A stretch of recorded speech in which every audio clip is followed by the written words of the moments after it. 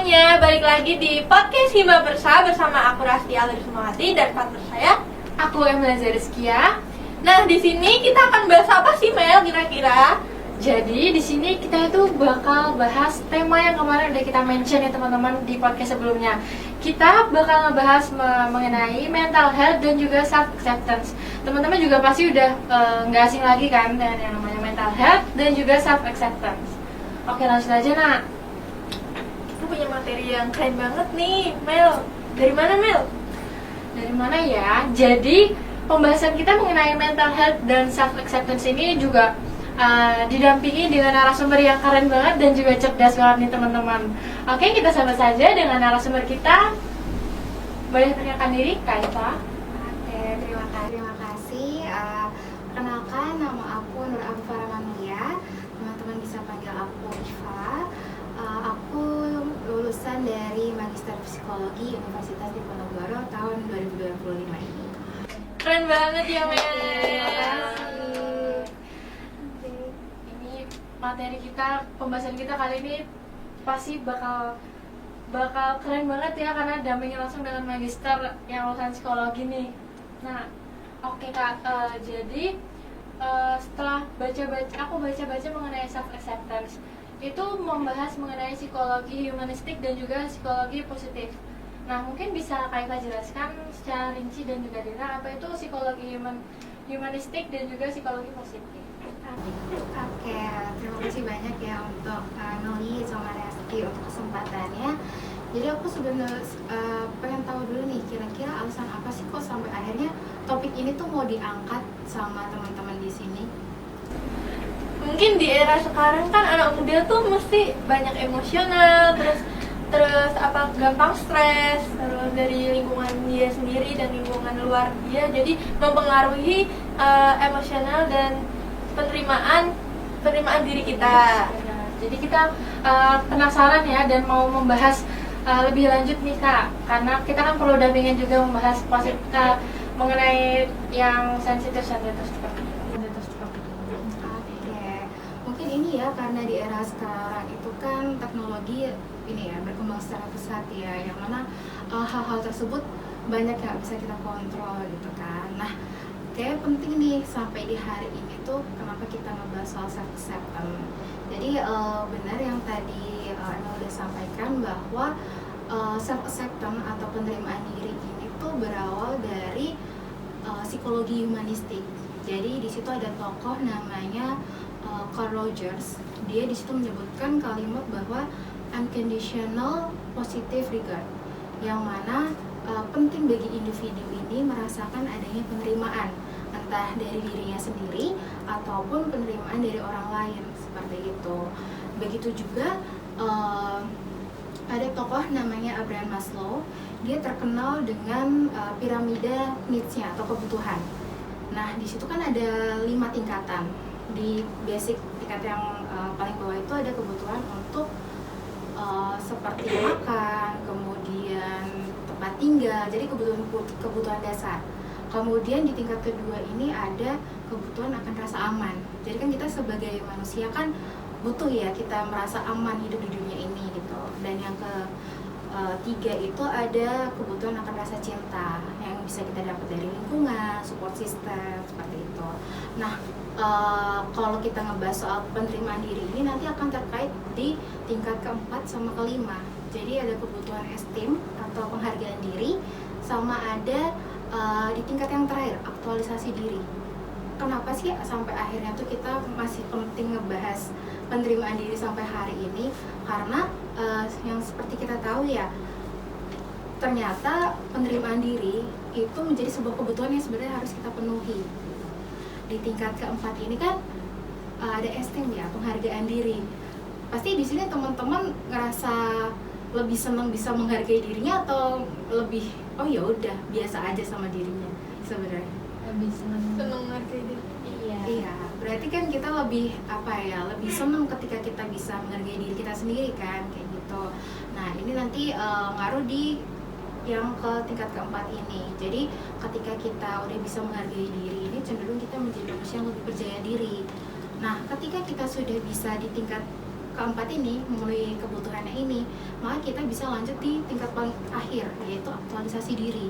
Jadi penting loh kita sebagai individu ini merasa puas akan kemampuan yang kita miliki dan segala pencapaian-pencapaian yang kita harapkan kayak gitu. Jadi ini tuh sebuah kebutuhan. Jadi tuh bukan sebuah hal yang sekunder atau apa, ternyata ini sebuah hal primer juga yang kita sebagai manusia itu juga perlu gitu loh.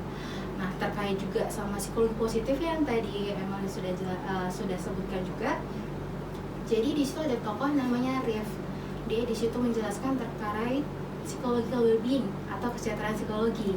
Nah, di situ dia menjelaskan bahwa penerimaan diri menjadi salah satu komponen utama ketika individu itu ingin sejahtera secara psikologisnya kayak gitu. Jadi kalau misalnya kita nih sebagai individu masih merasa kesulitan untuk menerima diri, otomatis hal tersebut tuh bisa berdampak loh ke kesejahteraan psikologisnya kita sendiri kayak gitu.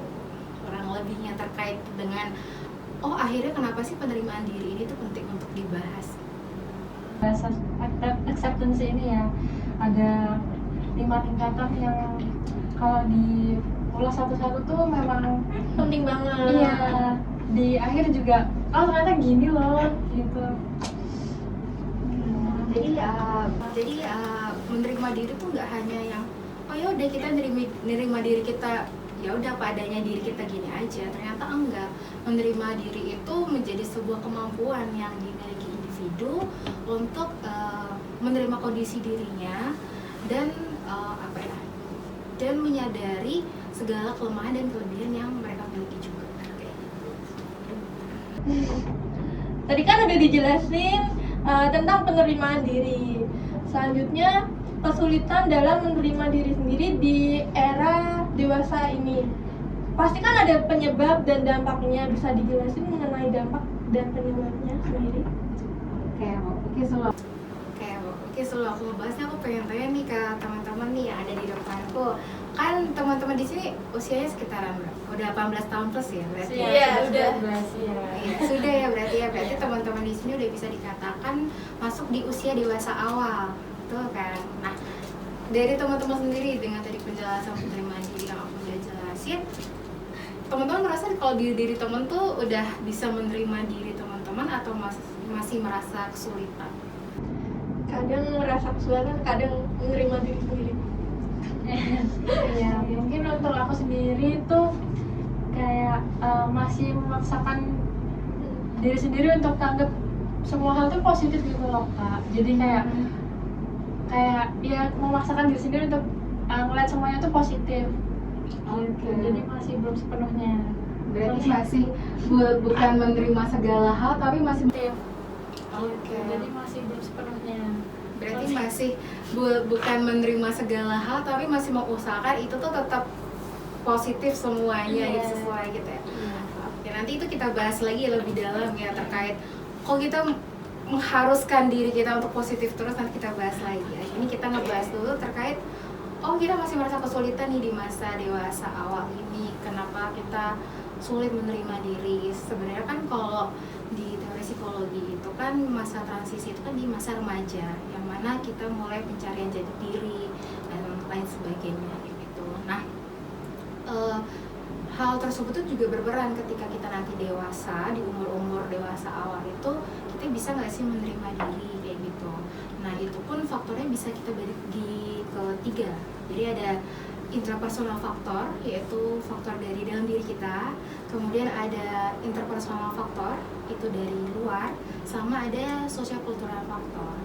Jadi kalau interpersonal itu lebih kepada kondisi mental kita. Jadi kalau misal kita memang ada gejala-gejala yang mengarah kita ada depresi, kecemasan, kemudian juga kita orang yang suka overthinking, negative thinking, itu kan pasti sesuatu hal yang masih sulit kita hindarkan kan dari hal-hal tersebut. Nah, itu tuh juga bisa mempengaruhi kita dalam proses penerimaan diri kayak gitu. Begitu juga ada faktor dari luar.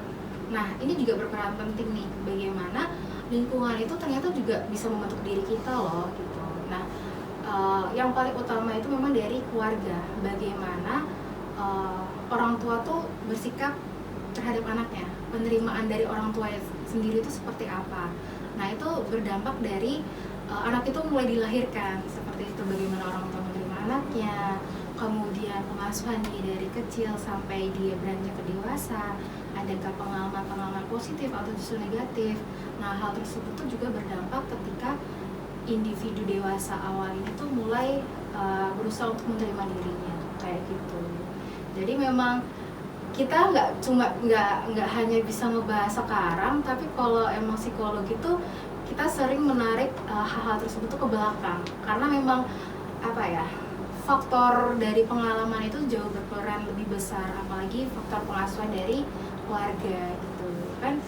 Keluarga kan lingkungan pertama yang kita kenal ya, kayak gitu. Nah itu juga mempengaruhi. Begitu juga terkait sosiokultural, itu biasanya kelompok-kelompok yang memang dia minor atau sedikit gitu, itu juga biasanya akan mengalami kesulitan dalam penerimaan diri gitu. Itu sih biasanya kenapa sih sampai orang tuh di dewasa awal tuh akhirnya merasa kesulitan menerima diri. Jadi ada faktor pengalaman-pengalaman sebelumnya itu pasti yang akhirnya ngebuat dia bisa atau nggak sampai saat itu menerima dirinya seutuhnya. Berarti self acceptance itu nggak cuman pengaruhnya tuh nggak cuma saat itu doang ya kak. Jadi pengaruh di masa-masa yang lalu itu emang berpengaruh dengan Iya, Parenting orang tua. betul. lingkungan juga berpengaruh banget ya. Betul banget, karena ya orang tua menjadi apa ya, bahasanya menjadi orang lain atau teman pertama kita, orang yang memberikan pengaruh untuk kita. Jadi di situ memang sangat penting sih, apalagi ya terkait penerimaan itu tadi. Kita balik ke unconditional positive regard. Jadi kita mendapatkan penerimaan apa adanya dari orang lain itu tuh sangat berpengaruh loh ke kita. Gitu. Dirinya seutuhnya. Berarti self acceptance itu nggak cuman pengaruhnya tuh nggak cuma saat itu doang ya kak. Jadi pengaruh di masa-masa yang lalu itu emang berpengaruh dengan Iya. Parenting orang tua. Betul. lingkungan juga berpengaruh banget ya. Betul banget, karena ya orang tua menjadi apa ya, bahasanya menjadi orang lain atau teman pertama kita, orang yang memberikan pengaruh untuk kita. Jadi di situ memang sangat penting sih, apalagi ya terkait penerimaan itu tadi. Kita balik ke unconditional positive regard. Jadi kita mendapatkan penerimaan apa adanya dari orang lain itu tuh sangat berpengaruh loh ke kita.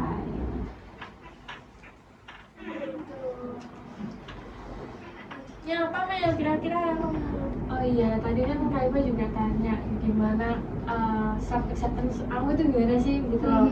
Nah, apa di sini kan aku masih kesulitan kayak kesulitan bukan kesulitan sih, kayak diri sendiri tuh masih harus memaksakan untuk ngeliat segala sesuatunya tuh positif gitu loh kan. Jadi aku pernah baca di Macas juga banyak itu mengenai toxic positivity. Nah itu aku pengen tahu banget kak, toxic positivity sama real acceptance itu sebenarnya bedanya apa sih kak? Yang positif yang mana, yang negatif yang mana gitu? Kayak gitu. Oke, itu memang istilah-istilah yang kayak akhir-akhir ini kita sering dengar ya. Orang lagi berusaha positif, orang nyemangatin, tapi kalau malah dibilang toxic positivity gitu ya. Apalagi di sosmed itu kita sering ketemu hal seperti itu ya. Jadi kalau kenapa sih ini yang positivity itu akhirnya menjadi toxic gitu. Nah, seperti yang tadi Emily sempat mention ya, bahwa di awal Emily bilang kalau ya memaksakan bahwa semua tuh tetap positif gitu. Itu kan berarti ada sesuatu hal yang tidak apa adanya gitu. Ada sesuatu hal yang kita paksakan, kita berusaha untuk menjadi apa yang kita inginkan gitu. Nah, kalau bedanya kita benar-benar real acceptance, kita benar-benar menerima diri, itu kita akan menerima segala kelemahan, kemudian emosi-emosi negatif yang kita rasakan itu kita terima gitu. Cuma kalau toxic positivity itu lebih kayak ini coba contohnya aja ya, kan kita pasti ada masa-masa kita sedih nih, galau, terus kita pengen nangis, atau kita lagi pusing banget nih. Terus kalau kita misal galau nih kan, habis tinggal pacar atau mesti tinggal gebetan gitu kan, terus kita sedih pengen nangis, Nah, kalau di acceptance itu kita kita akan merasakan dulu nih emosi negatifnya, kayak aku nggak apa-apa, aku galau sekarang, aku nangis dulu sekarang, aku terima kalau emang aku tuh sekarang lagi sedih gitu loh. Cuma kalau misal toxic positif itu lebih kepada, kok aku galau sih, nggak, pokoknya aku harus semangat terus, aku nggak boleh galau gitu loh. Apa sedih kayak gitu, itu kan jatuhnya kita denial gitu loh, menyangkal perasaan sedih kita dengan ya kita harus tetap positif, kita harus tetap kita nggak boleh yang negatif lah, kita harus tetap yang di positifnya itu. Berarti itu sifatnya ada paksaan, ada denial gitu loh dalam diri kita. Nah, hal tersebut akhirnya ketika orang itu melakukan toxic positivity, perasaan-perasaan yang seharusnya itu menjadi terpendam karena tidak disampaikan, tidak diberi ruang untuk diekspresikan kayak gitu kan. Nah, akhirnya orang itu cenderung menghindar dari perasaannya itu, tidak mengakui perasaannya sebenarnya. Padahal kalau kita balik ke definisi penerimaan diri tadi, kan kita menerima semuanya itu, segala kelemahan, kelebihan, apapun yang kita rasakan itu kita terima apa adanya gitu, kayak gitu. Nah, itu sih yang akhirnya positif, yang kita awalnya niatnya baik untuk memberi kita semangat gitu kan, tapi malah justru kok malah dampaknya jelek, kok malah jadi disimpan sendiri kayak gitu. Kan sebenarnya nggak baik ya kita menyimpan emosi terlalu lama seperti itu. Itu sih, jadi jangan terus diterusin kita menjadi orang yang toxic positif itu, karena sangat berdampak di jangka panjang.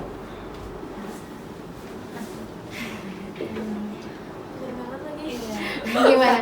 Kalau Emily yang selama ini rasakan kan tadi kan Emily menceritakan kalau ada beberapa hal mencoba untuk positif gitu. Mikirnya sih kayak udah nggak apa-apa, kita tuh harus ngeliat positifnya tuh gimana sih gitu loh kan. Jadi kadang juga nah, dari penjelasan Kak juga tadi cukup membuka pikirannya, iya bener sih, yang namanya juga self acceptance ya, kita harus menerima segala kekurangan dan juga kelebihan kita.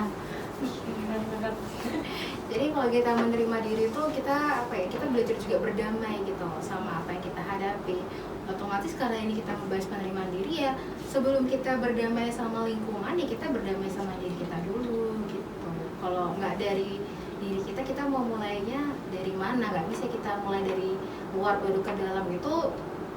Pasti berbeda ketika kita udah selesai sama diri kita merasa menerima diri kita nih, nah kita baru bisa menyalurkan itu ke orang-orang luar. Jadi jangan dilanjutin terus ya. Toxic.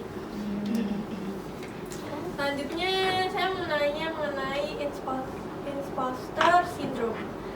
Bisa dijelaskan apa itu imposter syndrome sendiri dan ciri-cirinya itu apa? Oke, mungkin ini dulu ya. Ini istilah yang juga akhir-akhir ini muncul juga ya. Kalau yang dari Resti tahu nih, imposter syndrome itu emang seperti apa sih? Fenomena psikologi di mana seseorang mengaruhi pencapaian yang dimiliki kita. Iya, jadi impostor itu apa ya? Kalau kita main di game itu kan ada ya yang misalnya kayak gitu kan. Jadi apa ya? Itu kan kita kayak bersembunyi kan, kayak kita kita tidak menjadi yang sebenarnya gitu. Kita bersembunyi kan gitu rata-rata. Jadi kayak kita kalau misalnya di game itu kan soalnya kita sama aja, tapi padahal enggak gitu. Kita ada sesuatu hal yang kita sembunyikan. Nah, itu begitu juga ketika adanya istilah imposter syndrome ini ya. Kalau misal kita kaitkan dengan penerimaan diri ini atau self acceptance, imposter syndrome ini akan memberikan dampak yang kurang baik untuk diri kita. Karena kan yang tadi udah Rasti jelasin juga ya, bahwa kalau imposter syndrome ini kita tuh nggak bisa menerima pencapaian kita. Jadi sebenarnya kita udah berusaha, kita capai, misal kalau mahasiswa, aku pengen IPK sekian, pengen cum laude gitu kan, ya kita usaha, kita belajar gitu loh. Tapi kalau impostor syndrome ini terjadi, justru kita malah ketika kita udah dapat IP bagus nih, misal semester 1, semester 2 gitu kan,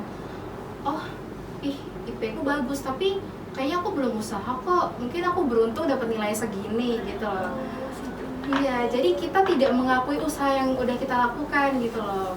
Jadi cenderung kita panik kok misal, oh besok kalau misal nanti aku mencapai IP bagus lagi tapi buntung lagi nggak ya atau memang apa. Jadi tuh dia nggak percaya gitu loh sama dirinya sendiri, segala upaya yang udah dia lakukan itu dia nggak percaya. Nah hal ini yang akhirnya memunculkan ciri-ciri orang yang imposter syndrome itu seperti itu. Salah satunya dia merasa bahwa keberhasilan pencapaian dia udah capai itu sebuah kebetulan gitu loh. Kayak oh aku juara ini kebetulan karena yang lain kurang lawannya nggak sepadan gitu atau apa kayak gitu. Jadi justru orang kan bisa kalau juara mendapat pencapaian kan seneng ya, happy gitu kan.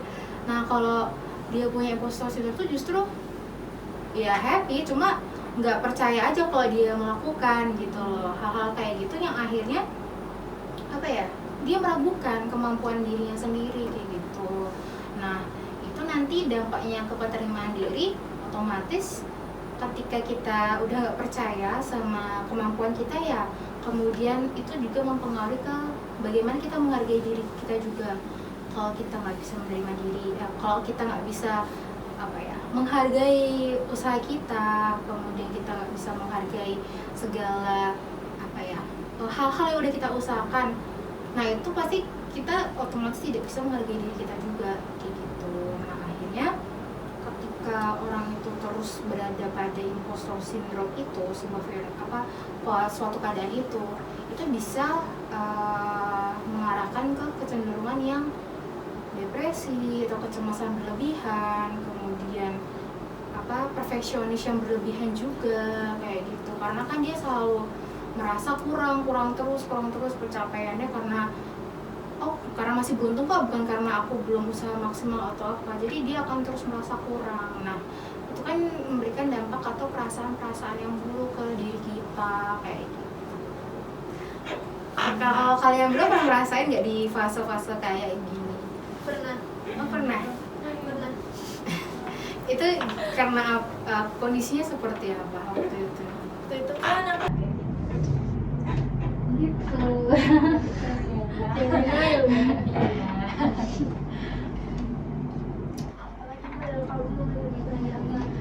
Ya mau bahas ini how to set boundaries yang berkontribusi sama self acceptance ini Kak. Kayak gimana sih cara kita buat set boundaries kita itu biar kita bisa mengontrol juga gitu untuk self acceptance ini. Ini ya, karena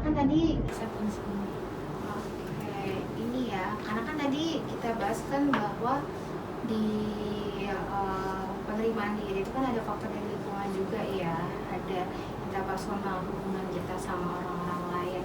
Nah itu penting sih kita untuk set boundaries, apalagi di era zaman sekarang kita bisa tahu banyak informasi dari manapun. Kita scroll TikTok ntar nyampe orang video dari mana, informasi apa, hal yang itu sebenarnya nggak bisa kita antisipasi. Tapi yang mungkin kalau sosial media sekarang bisa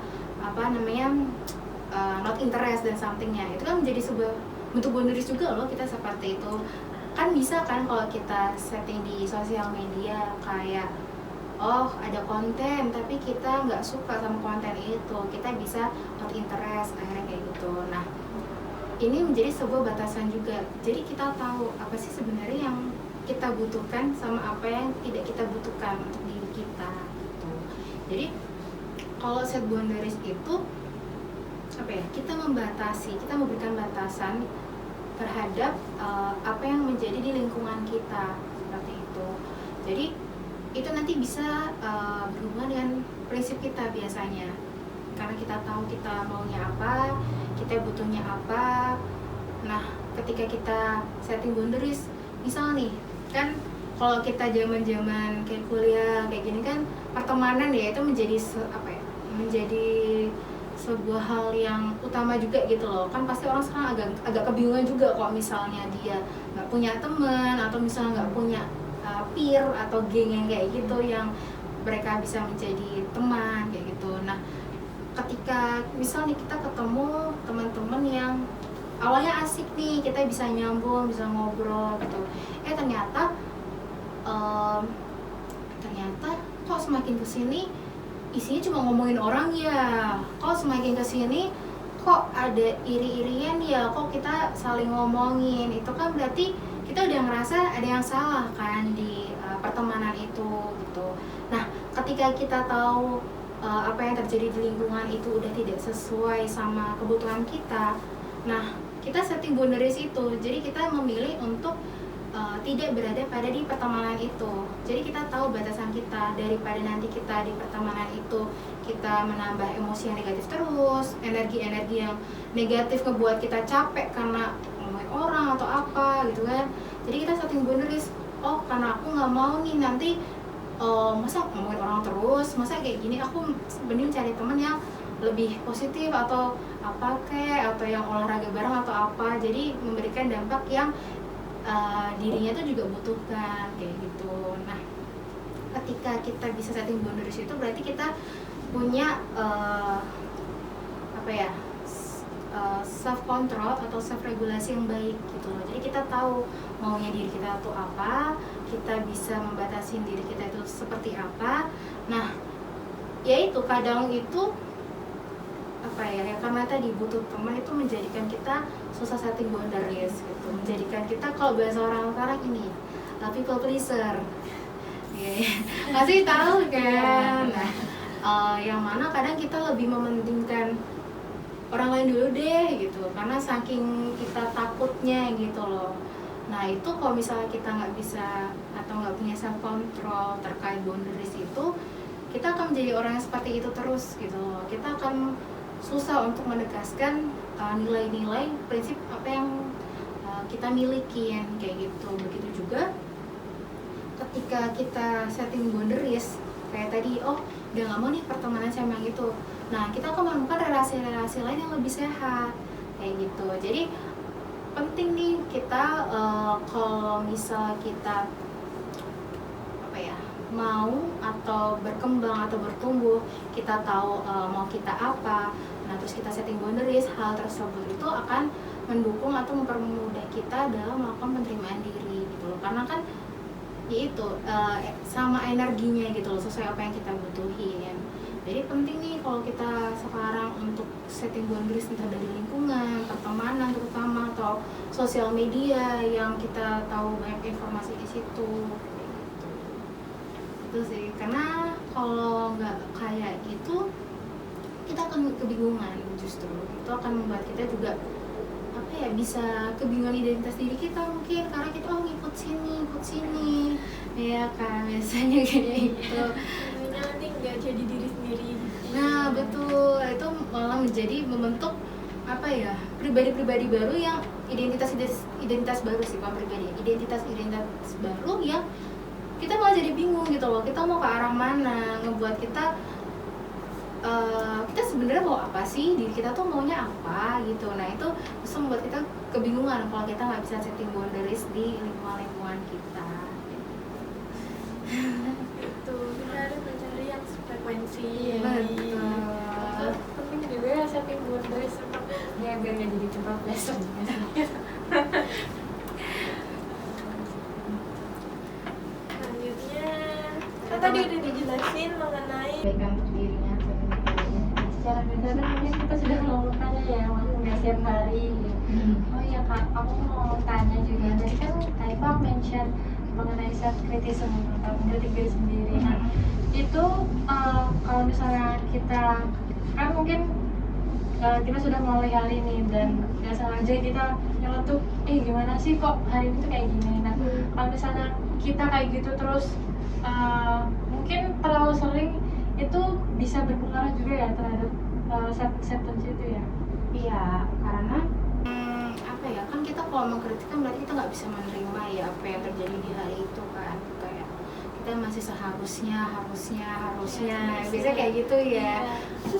Kayak kita punya target, kita berharap hari itu bisa sesuai sama apa yang udah kita rencanain kan, tidak sesuai ekspektasi. betul ya, kita tidak bisa menerima hal tersebut yang akhirnya kita mengkritik. Nah itu berarti kembali lagi kita belum bisa menerima apa yang terjadi di hari itu gitu loh. Begitu juga apa ya, ketika kita tidak bisa menerima hal itu ya sulit gitu loh untuk diri kita apa ya, itu bisa dikatakan orang tersebut yang belum bisa menerima gitu loh. Karena kan tadi kembali lagi ya, kalau misalnya kita menerima berarti ya kita terima dulu segala kondisinya gitu loh.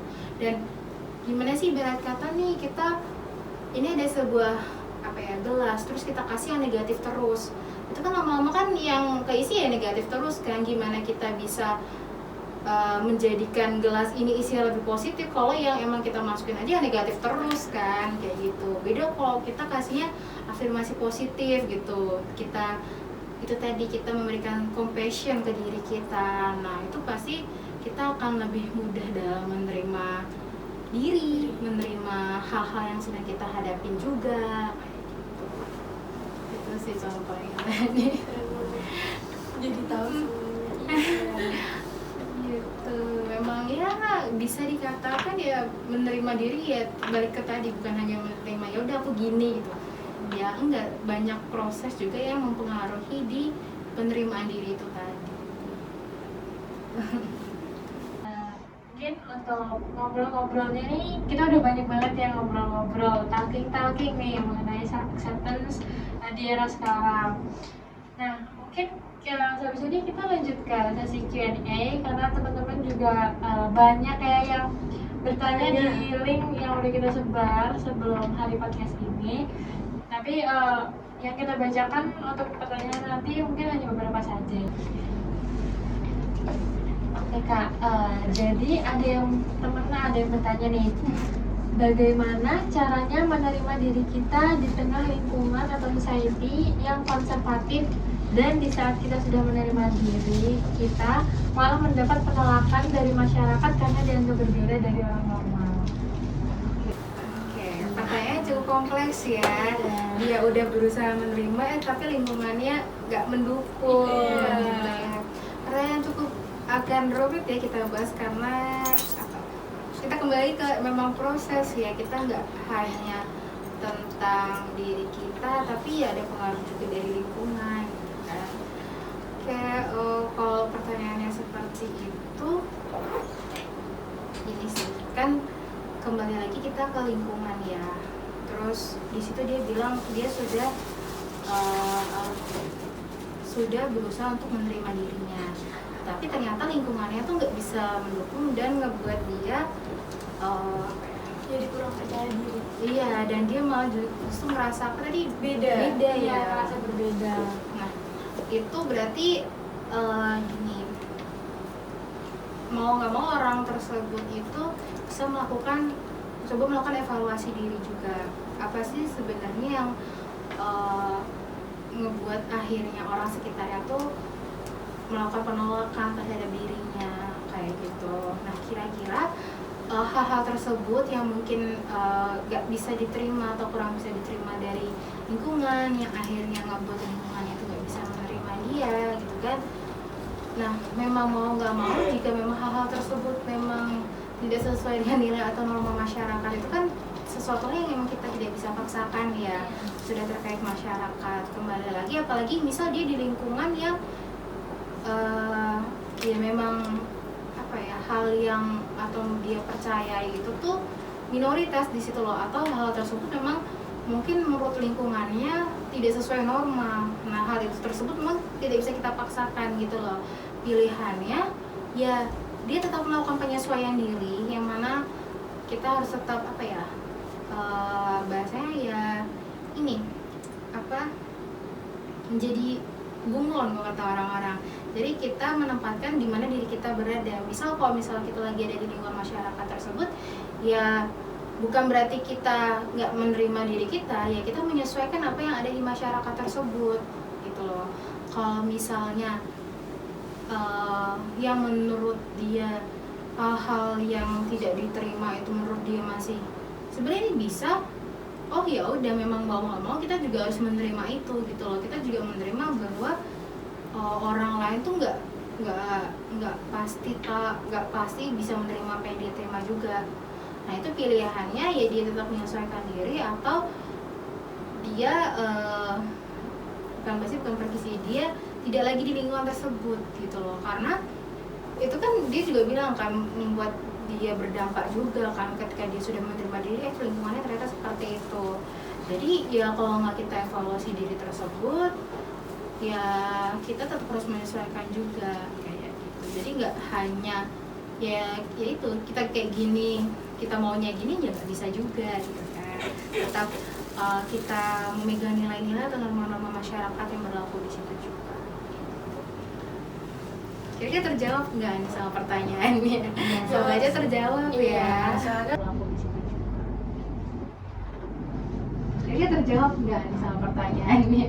Semoga aja terjawab ya. Soalnya ada teman yang nanya dan nonton juga nih, terjawab ya apa yang masih kalian bingungin ya, dan udah dijelasin juga sama Kak Iva. Semoga kalian bisa mengerti lah gitu. Oke, pertanyaan selanjutnya, apakah sebenarnya kesehatan mental itu bisa dari faktor genetik?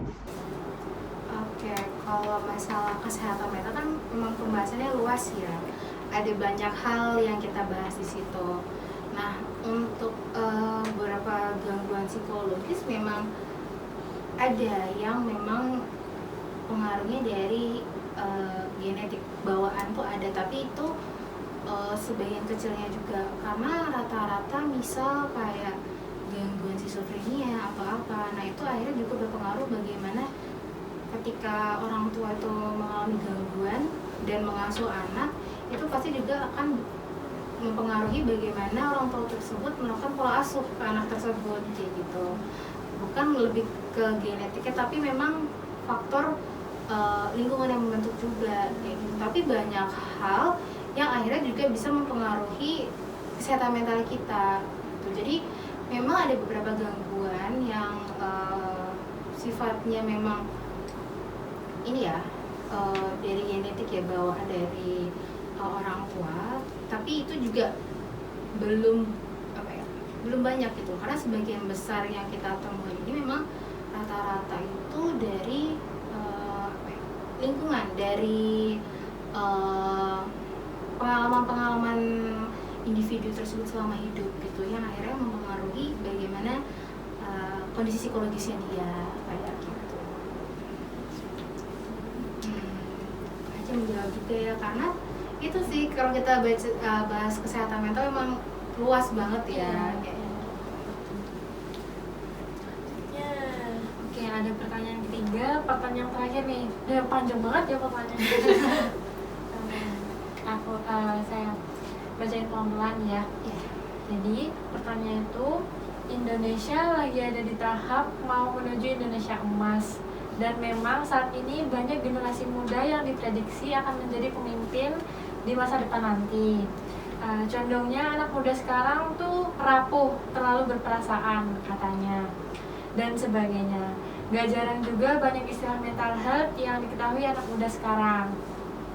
Pertanyaannya, apakah bisa generasi Z atau Gen Z ini atau apa nantinya menjadi pemimpin bila mereka memiliki mental illness atau penyakit mental seperti depresi, BPD, NPD, dan sejenisnya?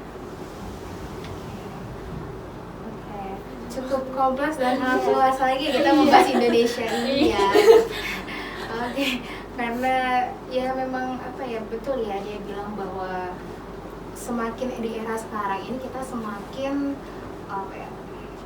aware sebenarnya kita terhadap kesehatan mental, sampai akhirnya kita bukan kita jadi menjadi perasa, tapi kita lebih aware aja gitu loh sebenarnya apa yang terjadi sih kesehatan mental ini gitu kan, apa aja sih yang terjadi, dan kita lebih mengakui deh perasaan-perasaan apa aja yang sebenarnya kita alami ya. Nah, untuk kedepannya ketika orang-orang tersebut mengalami gangguan terus menjadi pemimpin, kita nggak bisa menggeneralisasi juga kan, karena kan di situ kita pertanyaan itu kan membahasnya generalisasi gitu loh, Gen Z, Gen Alpha, berarti kan semua kan seolah-olah gitu loh. Tapi ketika dia mencontohkan dengan gangguan-gangguan tersebut, kan kita semua tidak semua mengalami gangguan tersebut gitu loh. Kita tidak semua punya gangguan-gangguan psikologis gitu loh. Tapi kita juga nggak bilang bahwa orang-orang yang punya gangguan tidak bisa menjadi pemimpin itu juga nggak juga gitu loh. Karena ya kenapa sekarang ada psikolog ya? Karena kita memberikan treatment gitu loh kepada orang-orang yang mengalami gangguan gitu. Dan ya diharapkannya ketika kita lebih aware, pemberian intervensi atau pemberian perlakuan terhadap gangguan psikologis tersebut tuh bisa lebih matang dan lebih cepat gitu loh, karena kita aware sehingga dampaknya itu belum terlalu jauh, jadi kita bisa apa ya namanya preventif seperti itu. Jadi sebelum kita lebih jauh, oh sekarang kita udah lebih aware, justru ya kan bisa aja di ketika masa Indonesia emas itu yang di gara-gara itu kondisinya sudah berbeda sama sekarang gitu loh. Dan bisa aja dengan kita aware sama kesehatan mental ini, itu menjadi hal yang lebih positif lagi gitu loh untuk kedepannya gitu loh. Karena dengan apa yang terjadi kemarin, dengan kita tidak menjadi perasa, kemudian orang Gen Z ini yang menjadi dampak dari Gen boomer dan lain sebagainya, segala pola asuhnya, itu kan juga ada beberapa hal yang nggak positif juga gitu loh, memberikan dampak yang kurang baik gitu. Jadi sebagai ilmuwan psikologi juga kita merasa bahwa kita malah bisa nih orang-orang sekarang lebih aware terhadap kesehatan mentalnya gitu loh, bukan menjadikan kita kaum yang lemah dengan itu, enggak gitu loh. Kita lebih aware dan kita tahu kita harus kemana gitu loh. Jadi nggak hanya dipendem yang akhirnya nanti terus menjadi bahasanya nggak ada habisnya gitu loh. Nanti disambungin ke gen berikutnya, ke anaknya, nanti anaknya gitu lagi, kan nggak selesai gitu loh. Dengan adanya perubahan ini malah justru menurut aku tuh bisa menjadikan yang lebih baik lagi gitu.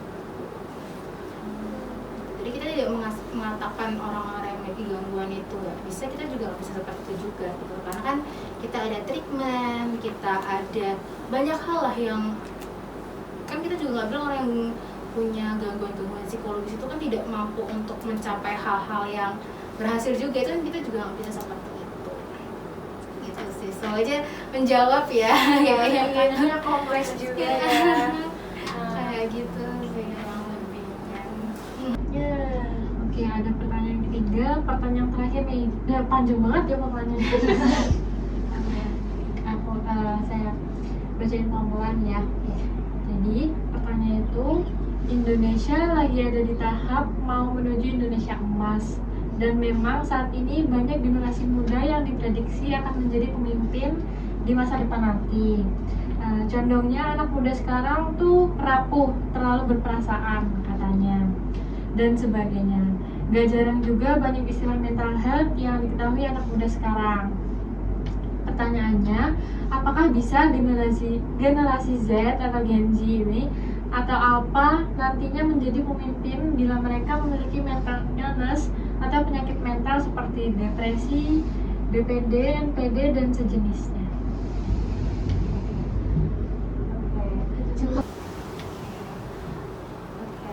Cukup kompleks dan luas lagi kita membahas Indonesia ini ya. Oke, karena ya memang betul ya, dia bilang bahwa semakin di era sekarang ini kita semakin aware sebenarnya kita terhadap kesehatan mental, sampai akhirnya kita bukan kita jadi menjadi perasa, tapi kita lebih aware aja gitu loh sebenarnya apa yang terjadi sih kesehatan mental ini gitu kan, apa aja sih yang terjadi, dan kita lebih mengakui deh perasaan-perasaan apa aja yang sebenarnya kita alami ya. Nah, untuk kedepannya ketika orang-orang tersebut mengalami gangguan terus menjadi pemimpin, kita nggak bisa menggeneralisasi juga kan, karena kan di situ kita pertanyaan itu kan membahasnya generalisasi gitu loh, Gen Z, Gen Alpha, mereka kan semua kan seolah-olah gitu loh. Tapi ketika dia mencontohkan dengan gangguan-gangguan tersebut, kan kita semua tidak semua mengalami gangguan tersebut gitu loh. Kita tidak semua punya gangguan-gangguan psikologis gitu loh. Tapi kita juga nggak bilang bahwa orang-orang yang punya gangguan tidak bisa menjadi pemimpin, itu juga nggak juga gitu loh. Karena ya kenapa sekarang ada psikolog ya, karena kita memberikan treatment gitu loh kepada orang-orang yang mengalami gangguan gitu. Dan ya diharapkannya ketika kita lebih aware, pemberian intervensi atau pemberian perlakuan terhadap gangguan psikologis tersebut tuh bisa lebih matang dan lebih cepat gitu loh, karena kita aware sehingga dampaknya itu belum terlalu jauh. Jadi kita bisa apa ya namanya, preventif seperti itu. Jadi sebelum kita lebih jauh, oh sekarang kita udah lebih aware, justru ya kan bisa aja di ketika masa Indonesia emas itu yang di gara-gara itu kondisinya sudah berbeda sama sekarang gitu loh. Dan bisa aja dengan kita aware sama kesehatan mental ini, itu menjadi hal yang lebih positif lagi gitu loh untuk kedepannya gitu loh. Karena dengan apa yang terjadi kemarin, dengan kita tidak menjadi perasa, kemudian orang Gen Z ini yang menjadi dampak dari gen boomer dan lain sebagainya, segala pola asuhnya, itu kan juga ada beberapa hal yang nggak positif juga gitu loh, memberikan dampak yang kurang baik gitu. Jadi sebagai ilmuwan psikologi juga kita merasa bahwa kita malah bisa nih orang-orang sekarang lebih aware terhadap kesehatan mentalnya gitu loh, bukan menjadikan kita kaum yang lemah dengan itu, enggak gitu loh. Kita lebih aware dan kita tahu kita harus kemana gitu loh. Jadi nggak hanya dipendem yang akhirnya nanti terus menjadi apa ya bahasanya, nggak ada habisnya gitu loh. Nanti disambungin ke gen berikutnya, ke anaknya, nanti anaknya gitu lagi, kan nggak selesai gitu loh. Dengan adanya perubahan ini malah justru menurut aku tuh bisa menjadikan yang lebih baik lagi gitu.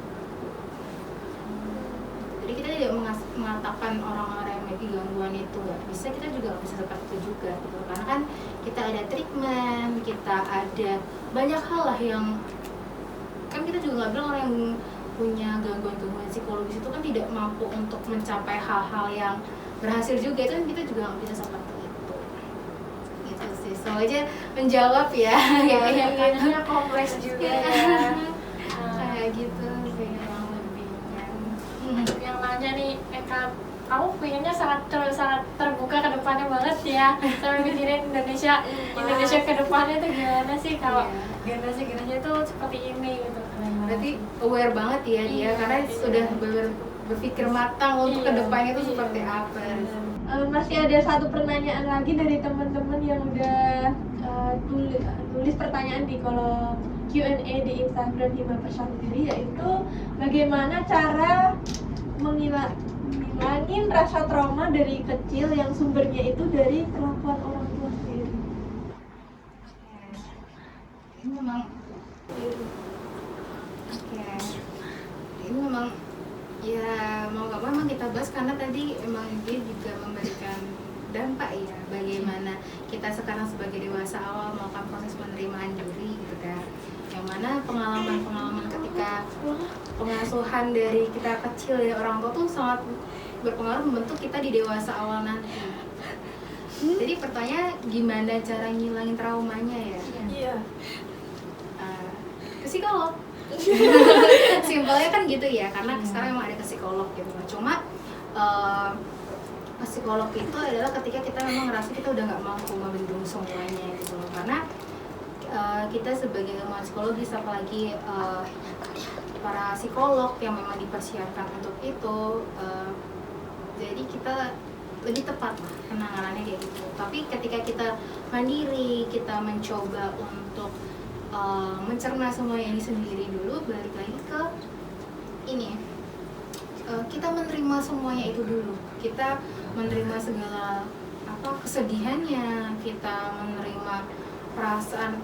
Pasti kan ada ya ketika kita menghadapi itu, kenapa sih harus aku gitu kan, kenapa aku yang kayak gini, kenapa harus kayak gini, itu kan pasti ada ya ketika kita mengalami pengalaman traumatis ketika kita masih kecil. Kadang kan pas remaja ya udah skip aja, cuma pas kita dewasa kita udah bisa berpikir lebih analisis lagi, kenapa ya dulu kayak gitu, baru sadarnya sekarang kan. Nah, cara ngilangin traumanya ya kita terima perasaan itu semua dulu gitu loh. Kita menerima bahwa menyadari bahwa kalau dari aku ya, orang tua itu juga manusia, yang mana manusia itu kan juga nggak sempurna gitu. Manusia juga tempatnya bersalah. Begitu juga kita tahu, apalagi orang zaman dulu ya, kan nggak ada sekolah untuk menjadi orang tua gitu. Pasti semua orang tua pun juga sama-sama saling belajar untuk bisa mendidik anaknya. Dan itu kita juga harus memahami bahwa apa yang menurut kita sebenarnya baiknya buat kita tuh gini gitu. Tapi belum tentu hal itu diterima sama orang tua atau terpikirkan sama orang tua pun kita juga nggak tahu gitu loh. Karena ya itu tadi, orang tua pengen yang terbaik, ternyata yang terbaik buat dari orang tua itu tuh nggak sesuai sama yang kita mau gitu loh. Dan beberapa kondisi juga orang tua tuh melakukan itu dengan secara tidak sadar gitu loh, kalau dia memberikan trauma ke anaknya. Dan kita ketika kita sudah dewasa dan semakin dewasa, kita akan berusaha untuk mencerna itu, menerima itu gitu loh. Kita menyadari bahwa ya itu tadi, orang tua adalah manusia juga, yang mana dia tidak akan dia tidak sempurna, dia akan melakukan sebuah kesalahan gitu. Ketika kita berusaha menerima itu dan kita menyadari bahwa oh oke, anggap aja orang tuaku ini memang kemarin berbuat salah gitu. Nah, hal itu akan lebih kita terima ketika kita sudah mencoba untuk memproses, kita menerima dulu, gak yang langsung mengutamakan marah-marahnya. Nah, itu akan memberikan dampak yang buruk. Tapi beda cerita ketika pengalaman-pengalaman traumatisnya ini memang sudah sangat mengganggu seperti itu. Entah ada pengalaman-pengalaman, kan zaman sekarang banyak ya, pengalaman pelecehan seksual dari orang terdekat, dari kadang ada dari orang tuanya dan lain sebagainya. Itu memang kita harus penanganan lebih tepat memang ke psikolog gitu loh. Karena itu sifatnya udah urgent lah, harus segera ditangani. Kalau nggak memberikan dampak yang lebih besar lagi, memang harus ke psikolog gitu loh, diberikan treatment yang sesuai. Karena apalagi kalau sekarang banyak juga sih sebenarnya di media-media sosial atau platform itu ada namanya peer counselor. Kita bisa berbagi cerita tersebut.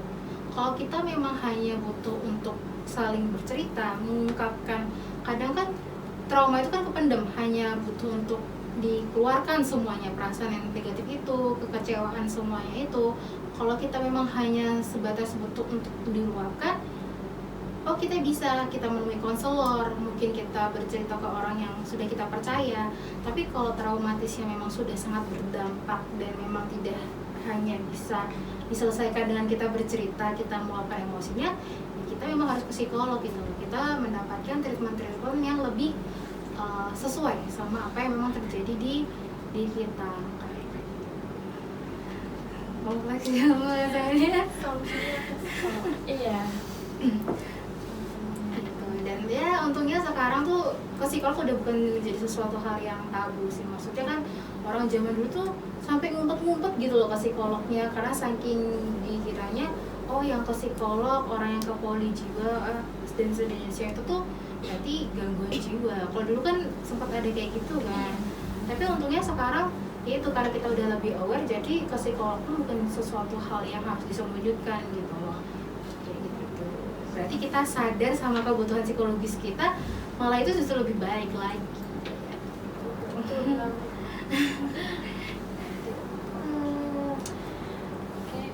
Jawabannya semoga membantu. Iya, semoga menjawab ya. Oke, kita sudah sampai di penghujung acara ya. Kita tadi udah talking banyak, udah ngobrol-ngobrol banyak mengenai mental health dan juga self acceptance. Terus kita juga tadi sudah melalui sesi Q&A dan banyak juga yang tanya ya. Jadi di sini aku mau ngasih rangkuman atau poin-poin nih yang tadi sudah kita obrolin. Kita kan tadi membahas mengenai self acceptance ya teman-teman. Jadi self acceptance itu benar-benar berpengaruh untuk kita ke depannya gitu loh. Jadi langkah awal kita agar menjadi lebih baik di masa depan itu yaitu menerima diri sendiri, entah itu kekurangan, kelebihan kita, dan tadi juga dibahas mengenai toxic positivity. Nah, di sini tuh kita jangan terlalu berlebihan memandang segala sesuatunya itu positif. Jadi kita juga nggak boleh denial kalau sebenarnya kita tuh merasa sedih atau merasa kecewa gitu, kita nggak boleh denial agar kita nggak terkena toxic positivity. Nah,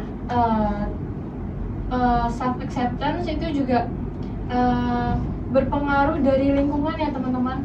Gak cuma dari masa sekarang, masa-masa yang sudah lalu juga berpengaruh terhadap bagaimana kita itu menerima diri kita sendiri. Namun itu juga gak memungkiri bahwa kita harus menjadi lebih baik gitu loh teman-teman. Walaupun masa kita bisa dibilang gak menyenangkan atau kurang menyenangkan, kita harus tetap maju untuk menjadi lebih baik seperti itu. Mungkin itu rangkuman yang bisa aku rangkum dari obrolan-obrolan kita tadi ya, karena panjang banget dan juga kompleks ya yang tadi kita bahas. Jadi tadi aku ngasih poin-poin yang paling aku ingat ya gitu. Oke. Selanjutnya mungkin closing statement Iya. dari kakaknya. Iya, mungkin Eva bisa memberikan closing statement ya. Oke.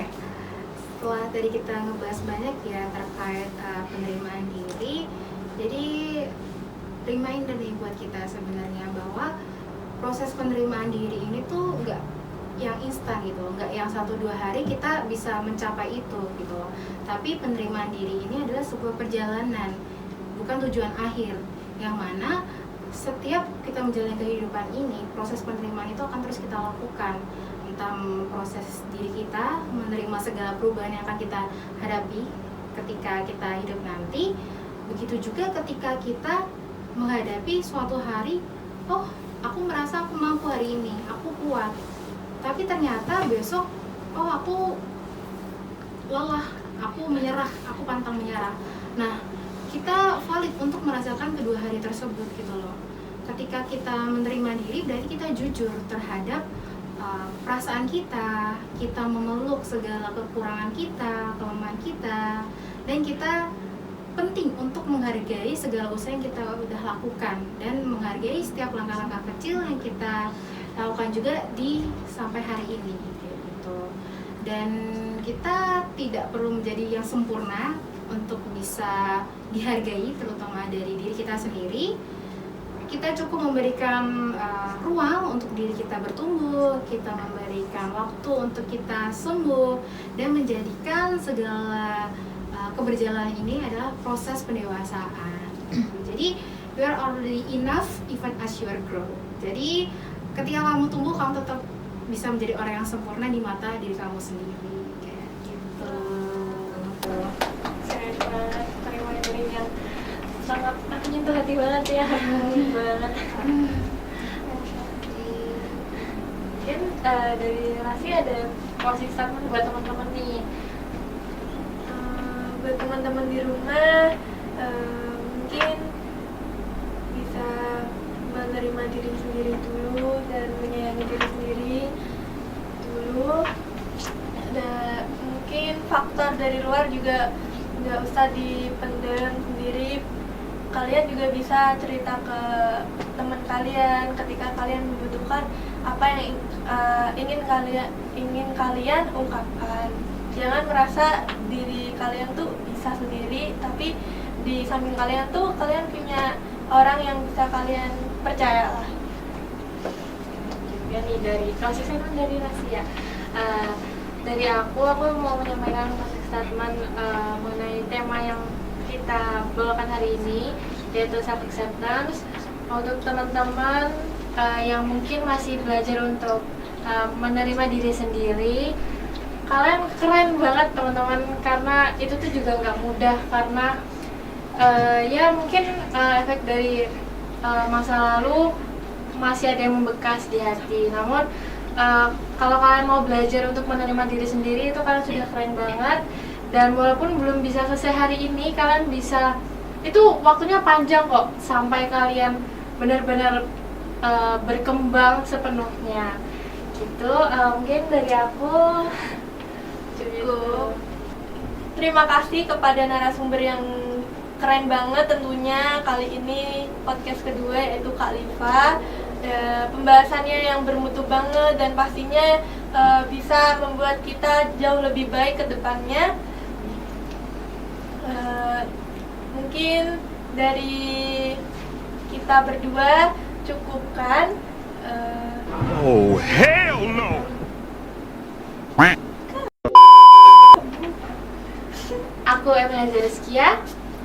Saya Raffi Aluri Semangati. Izin pamit undur diri teman-teman. Dadah. Bye bye.